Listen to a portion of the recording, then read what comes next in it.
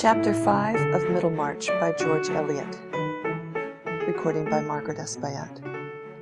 Hard students are commonly troubled with gouts, catarrhs, rheums, cachexia, bradypepsia, bad eyes, stone and colic, crudities, oppilations, vertigos, winds, consumptions, and all such diseases as come by overmuch sitting.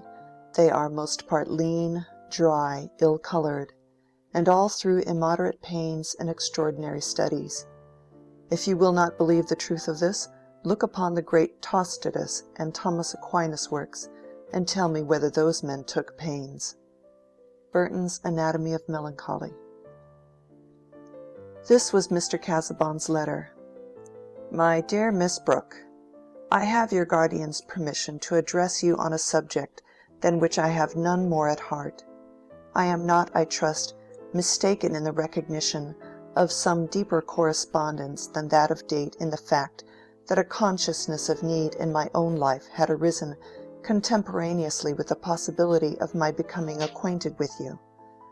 For in the first hour of meeting you, I had an impression of your eminent and perhaps exclusive fitness to supply that need, connected, I may say, with such activity of the affections as even the preoccupations of a work too special to be abdicated could not uninterruptedly dissimulate, and each succeeding opportunity for observation has given the impression an added depth by convincing me more emphatically of that fitness which I had preconceived, and thus evoking more decisively those affections to which I have but now referred. Our conversations have, I think, made sufficiently clear to you the tenor of my life and purposes, a tenor unsuited, I am aware, to the commoner order of minds. But I have discerned in you an elevation of thought and a capability of devotedness, which I had hitherto not conceived to be compatible either with the early bloom of youth or with those graces of sex that may be said at once to win and to confer distinction when combined, as they notably are in you, with the mental qualities above indicated. It was, I confess, beyond my hope to meet with this rare combination of elements, both solid and attractive, adapted to supply aid in graver labors and to cast a charm over vacant hours. And but for the event of my introduction to you, which, let me say again, I trust not to be superficially coincident with foreshadowing needs, but providentially related thereto as stages towards the completion of a life's plan, I should presumably have gone on to the last without any attempt to lighten my solitariness by a matrimonial union. Such, my dear Miss Brooke, is the accurate statement of my feelings, and I rely on your kind indulgence in venturing now to ask you how far your own are of a nature to confirm my happy presentiment. To be accepted by you as your husband and the earthly guardian of your welfare, I should regard as the highest of providential gifts. In return, I can at least offer you an affection hitherto unwasted, and the faithful consecration of a life which, however short in the sequel, has no backward pages whereon, if you choose to turn them, you will find records such as might justly cause you either bitterness or shame. I await the expression of your sentiments with an anxiety which it would be the part of wisdom, were it possible, to divert by a more arduous labor than usual. But in this order of experience I am still young, and in looking forward to an unfavorable possibility, I cannot but feel that resignation to solitude will be more difficult after the temporary illumination of hope. In any case, I shall remain, yours with sincere devotion, Edward Casaubon. Dorothea trembled while she read this letter. Then she fell on her knees, buried her face, and sobbed. She could not pray. Under the rush of solemn emotion in which thoughts became vague and images floated uncertainly, she could but cast herself, with a childlike sense of reclining, in the lap of a divine consciousness which sustained her own. She remained in that attitude till it was time to dress for dinner. How could it occur to her to examine the letter, to look at it critically as a profession of love? Her whole soul was possessed by the fact that a fuller life was opening before her. She was a neophyte about to enter on a higher grade of initiation. She was going to have room for the energies which stirred uneasily under the dimness and pressure of her own ignorance and the petty peremptoriness of the world's habits. Now she would be able to devote herself to large yet definite duties. Now she would be allowed to live continually in the light of a mind that she could reverence. This hope was not unmixed with the glow of proud delight, the joyous maiden surprise that she was chosen by the man whom her admiration had chosen. All Dorothea's passion was transfused through a mind struggling towards an ideal life. The radiance of her transfigured girlhood fell on the first object that came within its level. The impetus with which inclination became resolution was heightened by those little events of the day which had roused her discontent with the actual conditions of her life. After dinner, when Celia was playing an air with variations, a small kind of tinkling which symbolized the aesthetic part of the young lady's education, Dorothea went up to her room to answer Mr. Casaubon's letter. Why should she defer the answer?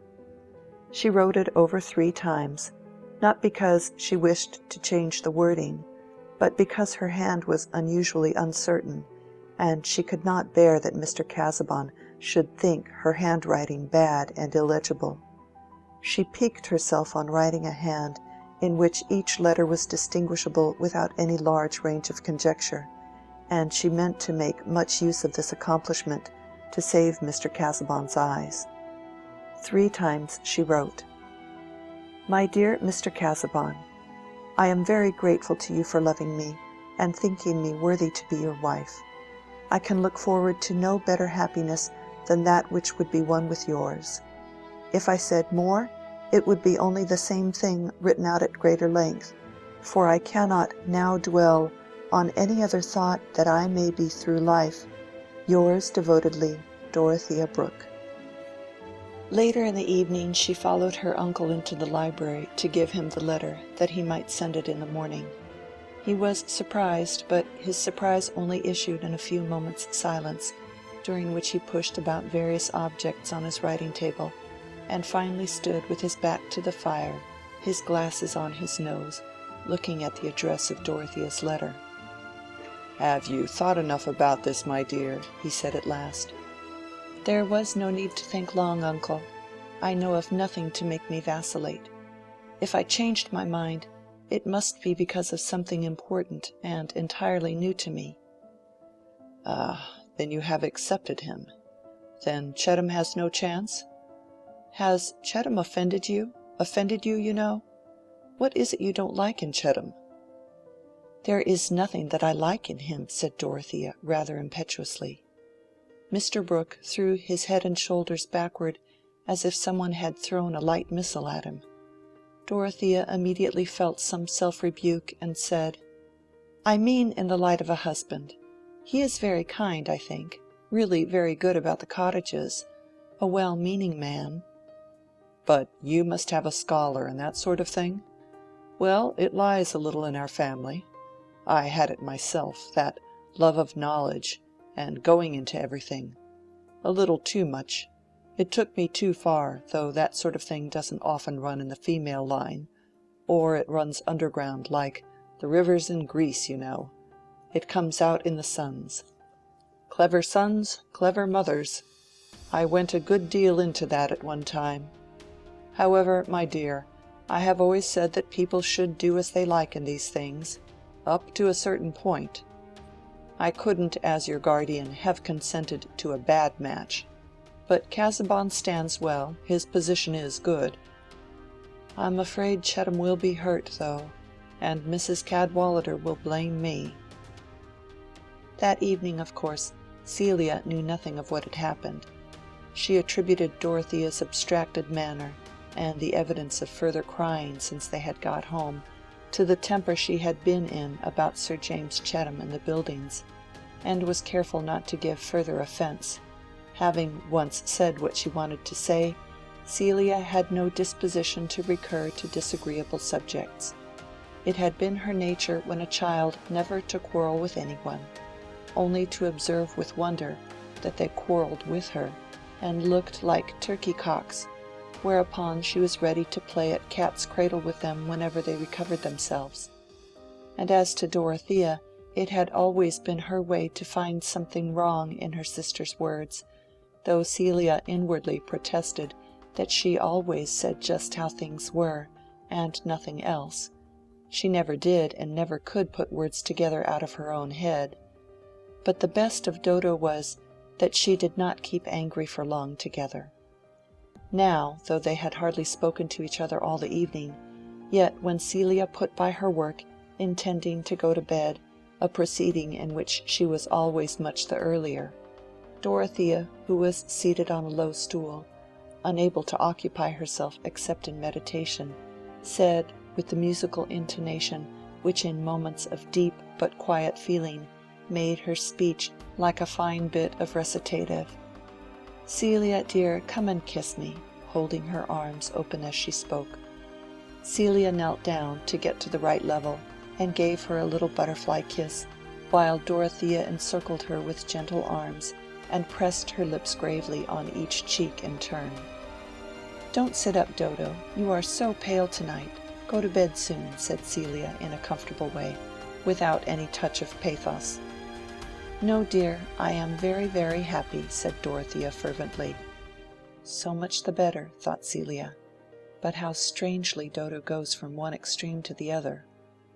The next day at luncheon, the butler, handing something to Mr. Brooke, said, "Jonas has come back, sir, and has brought this letter." Mr. Brooke read the letter, and then, nodding toward Dorothea, said, "Casaubon, my dear. He will be here to dinner. He didn't wait to write more. Didn't wait, you know." It could not seem remarkable to Celia that a dinner guest should be announced to her sister beforehand, but her eyes following the same direction as her uncle's, she was struck with the peculiar effect of the announcement on Dorothea. It seemed as if something like the reflection of a white sunlit wing had passed across her features, ending in one of her rare blushes. For the first time it entered into Celia's mind that there might be something more between Mr. Casaubon and her sister than his delight in bookish talk and her delight in listening. Hitherto she had classed the admiration for this ugly and learned acquaintance with the admiration for Monsieur le Ray at Lausanne, so ugly and learned. Dorothea had never been tired of listening to old Monsieur le Ray when Celia's feet were as cold as possible, and when it had really become dreadful to see the skin of his bald head moving about. Why then should her enthusiasm not extend to Mr. Casaubon simply in the same way as to Monsieur le Ray? And it seemed probable that all learned men had a sort of schoolmaster's view of young people. But now Celia was really startled at the suspicion which had darted into her mind. She was seldom taken by surprise in this way, her marvelous quickness in observing a certain order of signs generally preparing her to expect such outward events as she had an interest in. Here was something really to vex her about Dodo. It was all very well not to accept Sir James Chettam, but the idea of marrying Mr. Casaubon! Celia felt a sort of shame mingled with a sense of the ludicrous. But perhaps Dodo, if she were really bordering on such an extravagance, might be turned away from it. Experience had often shown that her impressibility might be calculated on. The day was damp, and they were not going to walk out, so they both went up to their sitting-room, and there Celia observed that Dorothea, instead of settling down with her usual diligent interest to some occupation, simply leaned on her elbow on an open book and looked out of the window at the great cedar silvered with the damp. She herself had taken up the making of a toy for the curate's children, and was not going to enter on any subject too precipitately. Dorothea was in fact thinking that it was desirable for Celia to know of the momentous change in Mr. Casaubon's position since he had last been in the house. It did not seem fair to leave her in ignorance of what would necessarily affect her attitude towards him, but it was impossible not to shrink from telling her. Dorothea accused herself of some meanness in this timidity. It was always odious to her to have any small fears or contrivances about her actions, but at this moment she was seeking the highest aid possible that she might not dread the corrosiveness of Celia's pretty carnally minded prose. Her reverie was broken, and the difficulty of decision banished, by Celia's small and rather guttural voice speaking in its usual tone of a remark aside or a by-the-by. "Is any one else coming to dine besides Mr. Casaubon?" "Not that I know of." "I hope there is some one else, then I shall not hear him eat his soup so." "What is there remarkable about his soup-eating?" "Really, Dodo, can't you hear how he scrapes his spoon? And he always blinks before he speaks. I don't know whether Locke blinked, but I'm sure I am sorry for those who sat opposite to him if he did." "Celia," said Dorothea, with emphatic gravity, "pray don't make any more observations of that kind." "Why not? They are quite true," returned Celia, who had her reasons for persevering, though she was beginning to be a little afraid. "Many things are true which only the commonest minds observe." "Then I think the commonest minds must be rather useful. I think it is a pity Mr. Casaubon's mother had not a commoner mind. She might have taught him better." Celia was inwardly frightened and ready to run away, now she had hurled this light javelin. Dorothea's feelings had gathered to an avalanche, and there could be no further preparation.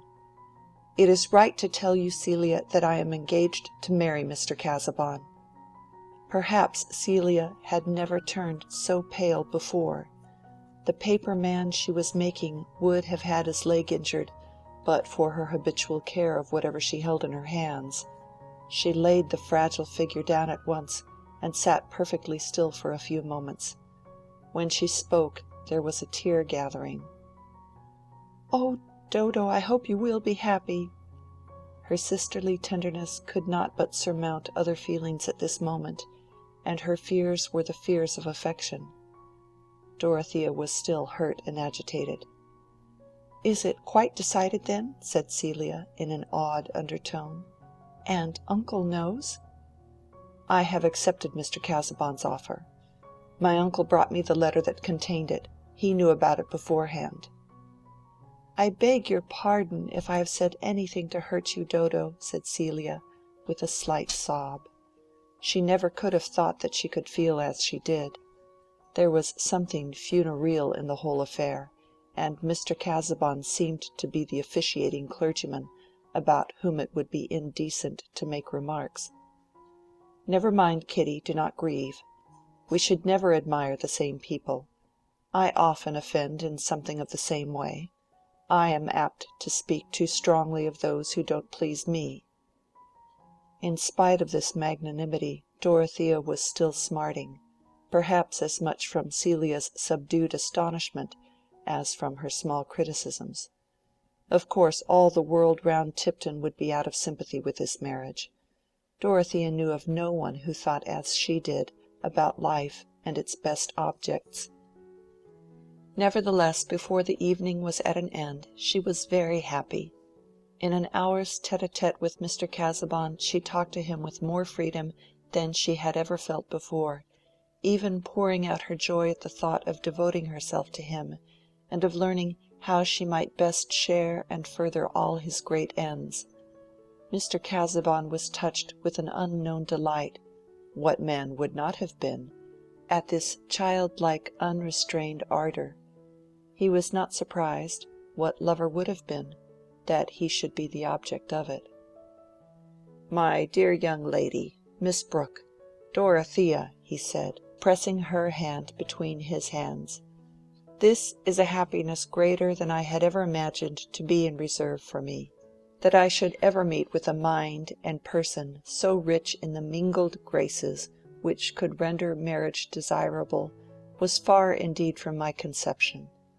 You have all, nay, more than all those qualities which I have regarded as the characteristic excellences of womanhood.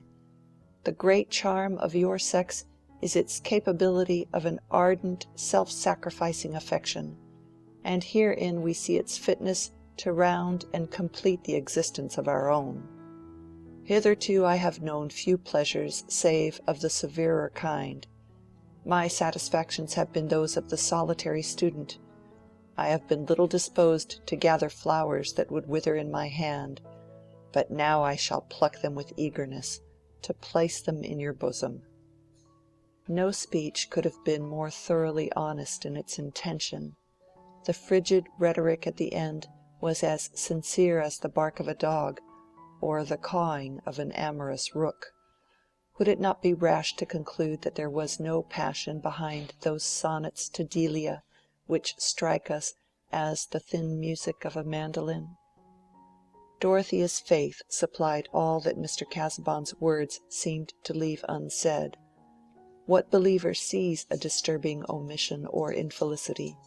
The text, whether of prophet or of poet, expands for whatever we can put into it, and even his bad grammar is sublime. "I am very ignorant. You will quite wonder at my ignorance," said Dorothea. "I have so many thoughts that may be quite mistaken, and now I shall be able to tell them all to you, and ask you about them. But," she added, with rapid imagination of Mr. Casaubon's probable feeling, "I will not trouble you too much, only when you are inclined to listen to me. You must often be weary with the pursuit of subjects in your own track. I shall gain enough if you will take me with you there." "How should I be able now to persevere in any path without your companionship?" said Mr. Casaubon, kissing her candid brow, and feeling that heaven had vouchsafed him a blessing in every way suited to his peculiar wants. He was being unconsciously wrought upon by the charms of a nature which was entirely without hidden calculations either for immediate effects or for remoter ends. It was this which made Dorothea so childlike, and according to some judges so stupid, with all her reputed cleverness, as for example in the present case of throwing herself, metaphorically speaking, at Mr. Casaubon's feet, and kissing his unfashionable shoe ties as if he were a Protestant pope. She was not in the least teaching Mr. Casaubon to ask if he were good enough for her, but merely asking herself anxiously how she could be good enough for Mr. Casaubon. Before he left the next day, it had been decided that the marriage should take place within 6 weeks. Why not? Mr. Casaubon's house was ready. It was not a parsonage, but a considerable mansion, with much land attached to it. The parsonage was inhabited by the curate, who did all the duty except preaching the morning sermon. End of chapter 5.